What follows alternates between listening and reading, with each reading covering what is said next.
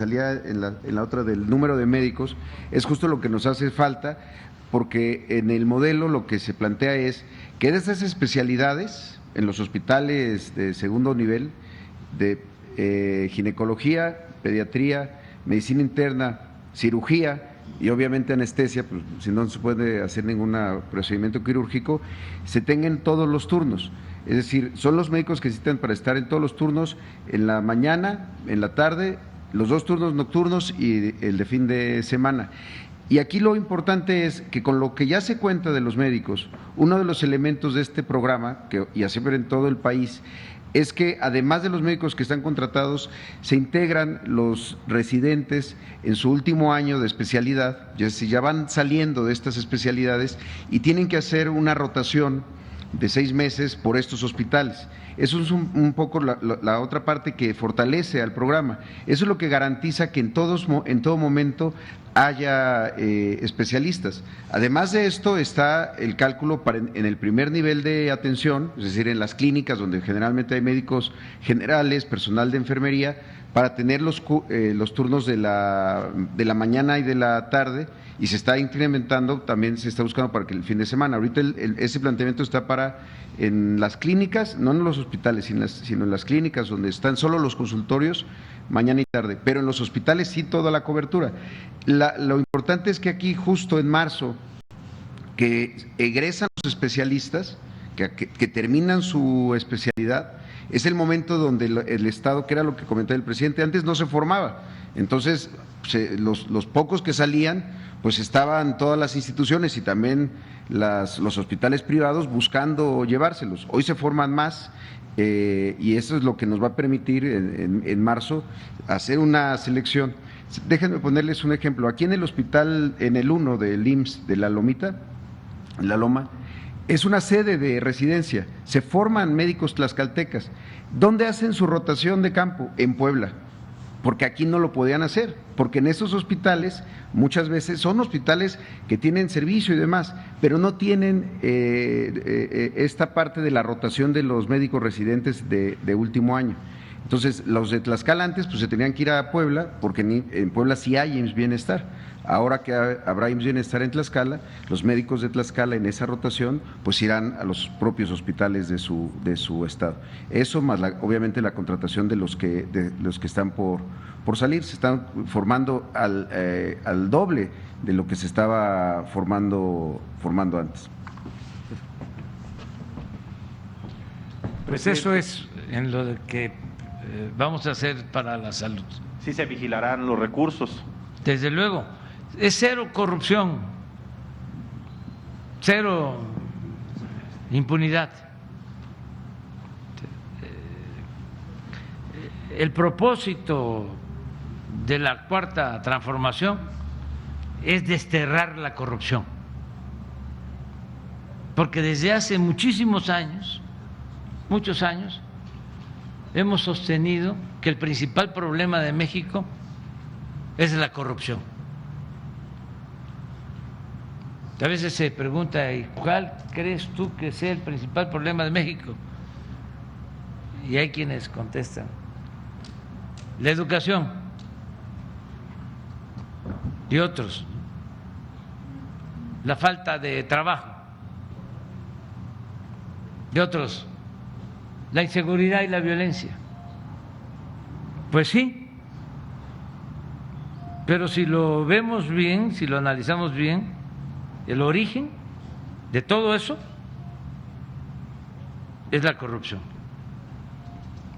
Que es increíble que un país con tantos recursos naturales, con un pueblo bueno, trabajador, tenga tanta población en pobreza, en la marginación, una monstruosa desigualdad económica y social. Ayer hablábamos de los datos del salario. Mientras saqueaban al país, aplicaban una política de no aumentar salario. pero por décadas México fue de los países con menos aumentos en el salario, al grado de que se empezó a hablar de que China avanzaba porque tenían como ventaja comparativa que se pagaba poco de salario al trabajador.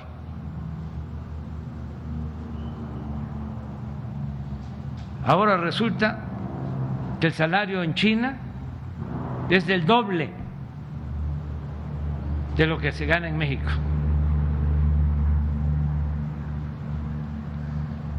Y aun cuando hemos aumentado el salario, 70% se ha recuperado en el tiempo que llevamos. El salario mínimo en México, por todo ese atraso, es menor que el salario mínimo en Guatemala, en Honduras, en El Salvador. Me platicaba un técnico que trabajaba en Hacienda que cuando venían los del Fondo Monetario Internacional, los jefes, ¿no?, de estos tecnócratas, a hacer evaluaciones, se ponían felices cuando constataban de que el aumento al salario se había quedado abajo de la inflación. Eso era lo que más les importaba. Entonces, cero corrupción y bienestar para el pueblo. Y vuelvo a lo mismo, lo que más ha dañado a México, eso lo tenemos que tener muy claro, ahora sí que saberlo al dedillo, ha sido la corrupción, la deshonestidad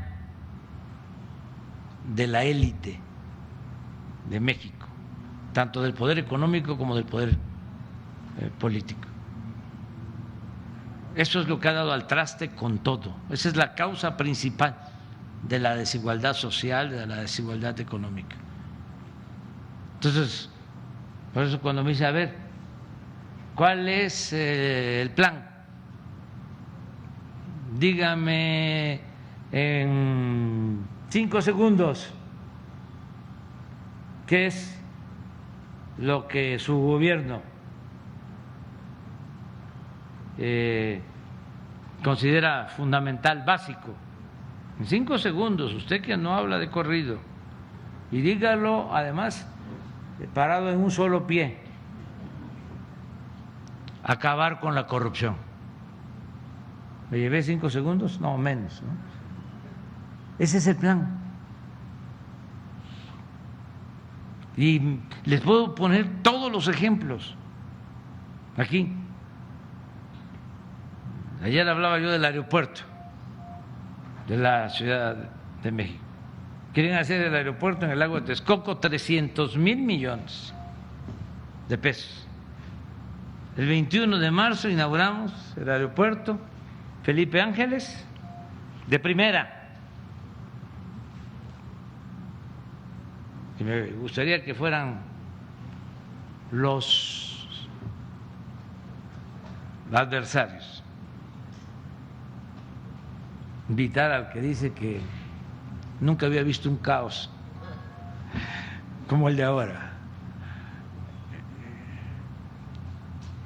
que vaya. 75,000 millones. ¿Cuánto es el ahorro? 225,000 millones de pesos. Porque no hay corrupción. Ayer y hoy vamos a inaugurar bancos del bienestar. ¿Saben cuánto cuesta una sucursal del Banco del Bienestar equipada? 6 millones de pesos. Todo esto hecho por los ingenieros militares. un cuartel para la Guardia Nacional. Se están haciendo aquí en Tlaxcala y en todo el país. 25 millones para 120 elementos, con dormitorios, cocina, comedor, aulas de entrenamiento, bardeado, 10,000 metros cuadrados, desde luego equipo de vigilancia. Por eso nos rinde el presupuesto. No necesitamos pedir aumento de deuda o incrementar la deuda. Si no hay corrupción, el presupuesto rinde, alcanza. Pero el problema de México no es el presupuesto, el problema de México es la corrupción. Eso no debe de olvidarse. Entonces, por eso nos alcanza. ¿Cuánto le entregaban a la gente pobre? Nada, migajas, y eso cuando había elecciones, cuando empezaba la repartidera, pollos, patos, chivos, borregos, puercos, cochinos, marranos.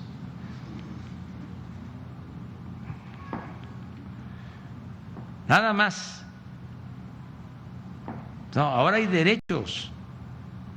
Más de 10 millones de adultos mayores con su pensión. Todos. Pensión para discapacitados.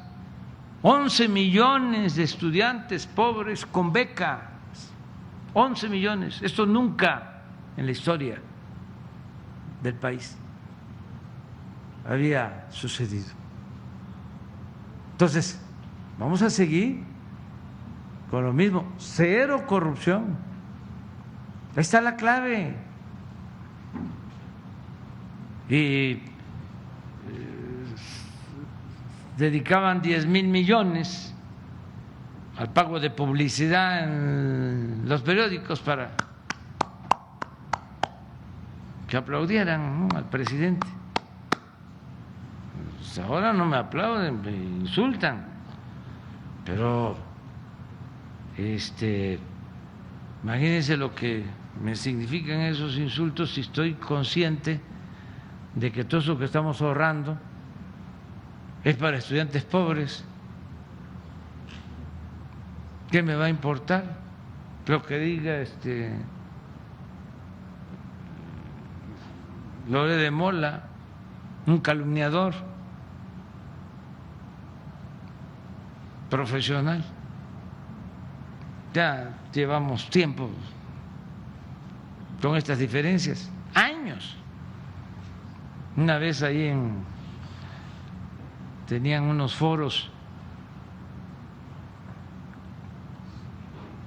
ahí en Televisa que participaban todos los expertos.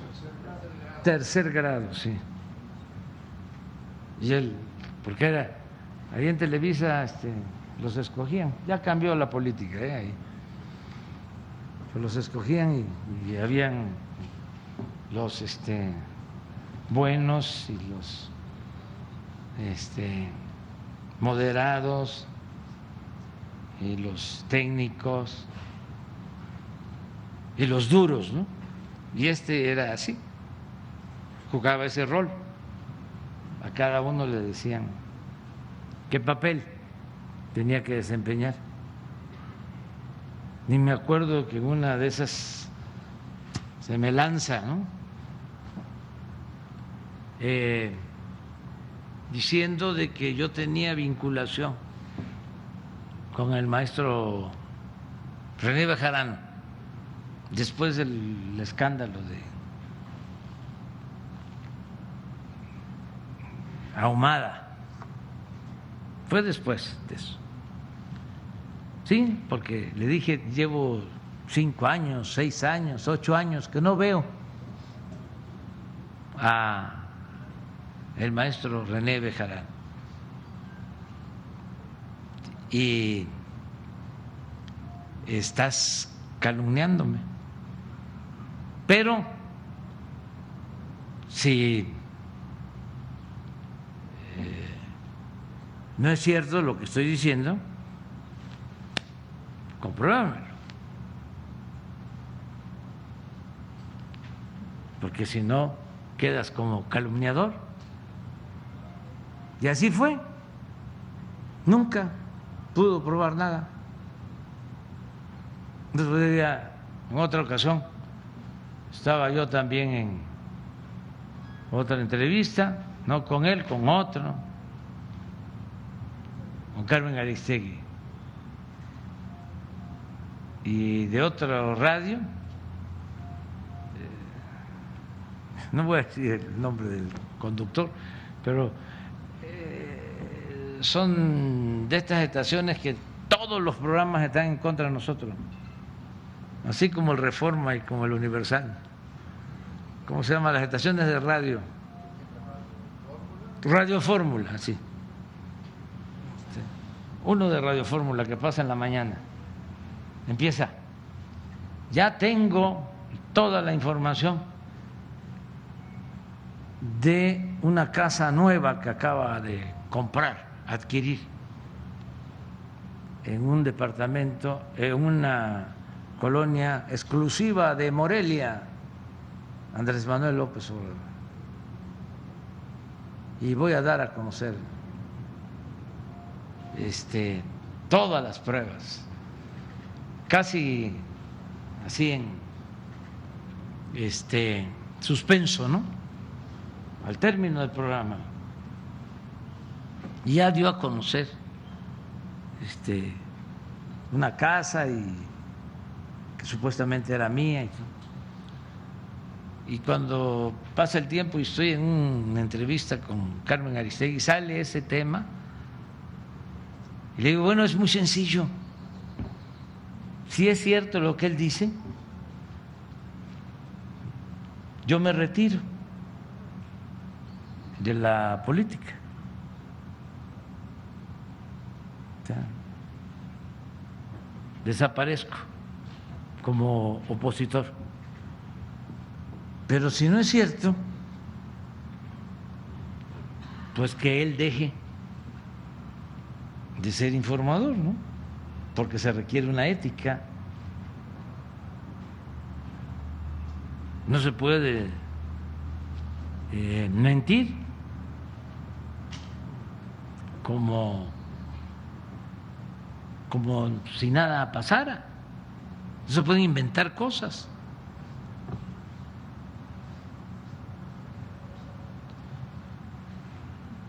Y ya no pudo tampoco demostrar nada, pero pues se quedó ahí, ¿no? Porque son muy cínicos, son mercenarios. Ese periodismo, ¿cómo hizo daño? Porque guardaban silencio, les pagaban para eso, para callar, gritaban como pregoneros o gritan como pregoneros cuando se trata de atacarnos y callan como momia cuando se trata de defender a la mafia del poder. Porque al final de cuentas ellos son voceros, son empleados, eso sí, bien pagados. No tienen nada que ver con lo que ganan ustedes. No es picarles, pero son jefes de $1,000,000 mensuales y hasta más. Y ellos sí, de residencias y de departamentos en el extranjero, yates, pero no son nada, fíjense, el nivel de corrupción que prevalecía y sigue, desgraciadamente, porque va a llevar tiempo acabarlo, no son nada en comparación con sus jefes.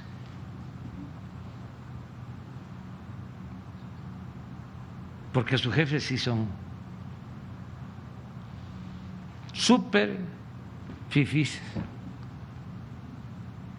Sus jefes son de yates de $250 millones, yates que ni siquiera navegan en los mares de México, allá están en el Mar del Norte. $250 millones, un yate, 5,000 millones de pesos.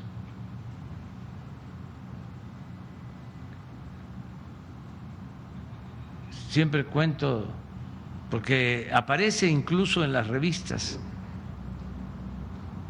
de espectáculos, que llegan los yates estos de los mexicanos,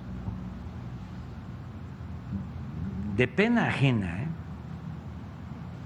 y arriban a un puerto y llegan todos los que viven en ese pueblo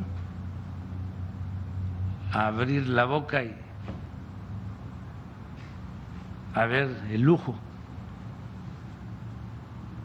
del yate de el mexicano X. Y lo mismo con los aviones, con todo. Nivel de extravagancia vergonzoso en un país con tanta pobreza. Pero bueno, así era. Y eso es lo que estamos ahora buscando cambiar, y no hacerlo por la fuerza, sino convenciendo, persuadiendo, y se va avanzando. Que estos temas antes no se tocaban, además era el modelo a seguir. Si llegas al gobierno y no robas, eres un tonto. No pierdas la oportunidad.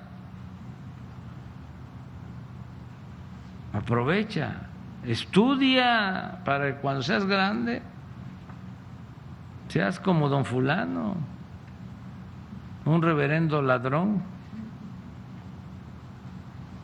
Pero qué fuerza tan extraordinaria se heredó de nuestras culturas prehispánicas, que esa idea dominante, perversa, no pudo acabar con la moralidad de nuestro pueblo. Porque el pueblo de México es un pueblo trabajador, un pueblo honesto. Y eso viene de lejos, pero de muy lejos, no de la conquista para acá, no, de la conquista muy atrás, de grandes civilizaciones. Eso es lo que nos ha salvado siempre, nuestras culturas. Y por eso hay que tener mucha fe en el futuro, y vamos a salir adelante. Es quitar esto de la corrupción que se instauró desde hace ya algún tiempo,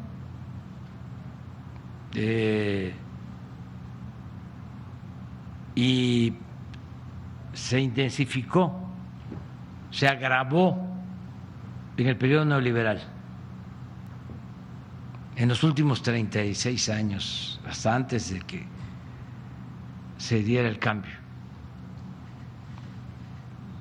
Saquearon como nunca, pero ahora es así, se acabó la corrupción. Y esto nos va a ayudar mucho, se va a purificar la vida pública, vamos a salir adelante. Porque no solo se va a promover el crecimiento económico del país, el desarrollo, hay condiciones, diría yo, muy favorables para que venga la inversión, ya están llegando inversionistas, el tratado fue algo excepcional, el tratado económico comercial. ¿Por qué? Porque nos asegura acceso al mercado más grande del mundo. Lo que se produzca en México tiene mercado, entre otras cosas. Entonces, pero no solo es lo económico, es que si no hay corrupción, entonces lo que se tiene se distribuye con justicia y alcanza a todos. Y eso es bienestar. Entonces, yo estoy muy contento de que vamos caminando, vamos saliendo, a pesar de las dificultades, la pandemia, que ya estaba mal el sistema económico, ya estaba tocado, ya estaba, como se dice coloquialmente, sentido, ya